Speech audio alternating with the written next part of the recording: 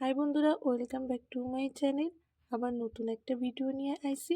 তো আমি খুব সুন্দর একটা বর্ডারের নকশা করছি। কিভাবে আমি সেলাই করছি সেটাই তোমাদের সাথে শেয়ার করুম। প্রথমে সবুজ রঙের উল নিছি। এই জায়গার থেকে আমি নকশাটা তুলছি। ডান দিকে কোণ বরাবর 4টা ঘর, বাঁ দিকে কোণ বরাবর 3টা ঘর। এই ঘরের কোণার থেকে ডান দিকে কোণ বরাবর 3টা ঘর, আবার কোণার থেকে বাঁ দিকে কোণ বরাবর 3টা ঘর। এইভাবে জিগজ্যাগের মতো আমি একটা নকশা করে নিছি।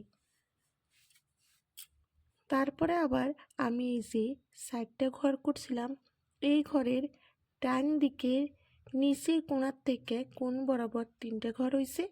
আবার উপরে ডান দিকে কোণায় 3টা ঘর, এই ঘরের কোণার থেকে নিচের ডান দিকে কোণায় 3টা ঘর।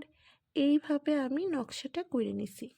তারপরে আমি লাল রঙের উল নিছি। এই যে আমি 4টা ঘর করছিলাম, 3 নাম্বার ঘরের কোণায় আমি একটা লাল রঙের উল দিয়ে ঘর করছি। আবার এই ঘরেরও 3 নাম্বার ঘরের কোণায় লাল রঙের উল দিয়ে ঘর করছি। এইভাবে আমি পরপর করে নিছি। প্রত্যেকটা জিগজ্যাগের মাঝখানে একটা করে লাল রঙের ঘর হয়েছে।